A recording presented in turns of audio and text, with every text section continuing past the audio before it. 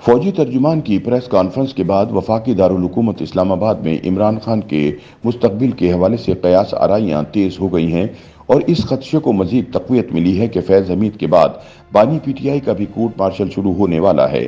فوجی ترجمان کی پریس کانفرنس میں اس سوال کا واضح جواب تو نہیں ملا کہ کیا فیض حمید کے بعد عمران خان پر بھی فوجی عدالت میں کیس چلایا جائے گا، لیکن اس بات کے واضح اشارے ملے کہ فیض حمید کے ساتھ مل کر جو بھی سویلین فوج میں بغاوت کی کوشش کر رہا تھا اسے بھی انجام تک پہنچایا جائے گا۔ جمعرات کو اپنی پریس کانفرنس کے دوران D G I S P R نے اس سوال کا براہ راست جواب دینے سے گریز کیا کہ کیا آرمی ایکٹ کے تحت ٹرائل کے لیے عمران خان کو فوجی حکام کے حوالے کیا جائے گا یا نہیں۔ انہوں نے اس امکان کی تصدیق کی نہ تردید، لیکن ان کے لب و لہجے سے صاف ظاہر تھا کہ عمران خان کا مستقبل بھی جنرل فیض حمید سے مختلف نہیں ہوگا۔ اب تو خود عمران خان کو بھی فوجی تحویل میں دیے جانے اور اپنے خلاف آرمی ایکٹ کے تحت فوجی عدالت میں کیس چلائے جانے کا خدشہ پیدا ہو چکا ہے اور اسی لیے انہوں نے عدالت میں ایک درخواست بھی دائر کر دی ہے۔ عمران خان نے موقف اختیار کیا کہ وہ ایک سویلین ہیں، لہٰذا پاکستانی قانون کے مطابق کسی سویلین کا فوجی عدالت میں ٹرائل نہیں ہو سکتا۔ انہوں نے عدالت سے استدعا کی کہ ایسے کسی ممکنہ فیصلے کے خلاف حکم امتناع جاری کیا جائے۔ تاہم عمران یہ درخواست دائر کرنے سے پہلے بھول گئے کہ ان کی وزارت عظمیٰ کے دوران سال 2021 میں انسانی حقوق کے لیے کام کرنے والے ادریس خٹک کو آرمی ایکٹ کے تحت گرفتار کر کے ان کا کورٹ مارشل کیا گیا تھا اور سزا سنائی گئی تھی، حالانکہ وہ بھی سویلین تھے۔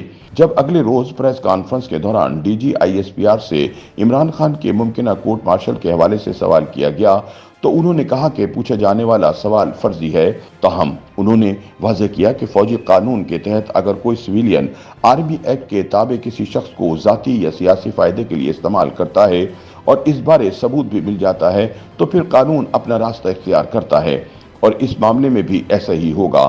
اس کا مطلب یہ ہے کہ اگر فوجی حکام کو ثبوت ملتا ہے کہ عمران خان نے جنرل فیض حمید کو اپنے ذاتی یا سیاسی فائدے کے لیے استعمال کیا تو عمران کو ٹرائل کے لیے فوجی تحویل میں دیا جا سکتا ہے۔ تاہم D G I S P R نے عمران خان اور جنرل فیض کے درمیان کسی رابطے پر براہ راست تبصرہ نہیں کیا۔ ان کا کہنا تھا کہ فیض حمید کے خلاف کورٹ مارشل کی کارروائی جاری ہے، لہٰذا اس معاملے پر گفتگو کرنا مناسب نہیں۔ D G I S P R سے سابق army chief general Qamar Javed Bajwa کی جانب سے جنرل فیض کو D G I S I کے عہدے پر ترقی دینے کے حوالے سے پوچھا گیا کہ کیا یہ ایک درست فیصلہ تھا۔ اس کے جواب میں فوجی ترجمان نے جواباً سوال کیا کہ آئی ایس آئی کا براہ راست باس کون ہے؟ آپ نے اس وقت کے وزیر اعظم کے بارے میں بات کیوں نہیں کی؟ ان کا اشارہ سابق وزیر اعظم عمران خان کی جانب تھا۔ فوج کے سخت اور شفاف احتسابی نظام پر زور دیتے ہوئے آئی ایس پی آر کے ترجمان نے زور دے کر کہا کہ ہمارا نظام محض الزامات کی بنیاد پر نہیں چلتا۔ انہوں نے اس بات کا اعادہ کیا کہ فوجی احتساب کا نظام ٹھوس شواہد پر مبنی ہوتا ہے۔ جنرل فیض کی گرفتاری کے حوالے سے آئی ایس پی آر کی جاری کردہ پریس ریلیز کا حوالہ دیتے ہوئے D G I S P R نے کہا کہ جنرل فیض نے ذاتی مفادات اور مخصوص سیاسی عناصر کے کہنے پر اپنی آئینی اور قانونی حدود سے تجاوز کیا۔ انہوں نے کہا کہ بغیر کسی ثبوت کے دوسروں کو جنرل فیض کے غلط کاموں میں جوڑنا ناانصافی ہوگی۔ جن افسران نے ذاتی مفادات کے لیے اپنی آئینی اور قانونی حدود سے تجاوز کیا ان کے خلاف ایکشن جاری ہے اور اپنے منطقی انجام تک پہنچے گا۔ جنرل باجوہ بارے D G I S P R کا جواب واضح طور پر بتاتا ہے کہ انہیں جنرل فیض کے ساتھ کسی کیس میں ملوث کرنے کا کوئی منصوبہ نہیں۔ پریس کانفرنس میں D G I S P R سے پوچھے جانے والے سوالات کے جوابات کے دوران کچھ نکات انتہائی اہمیت کے حامل تھے۔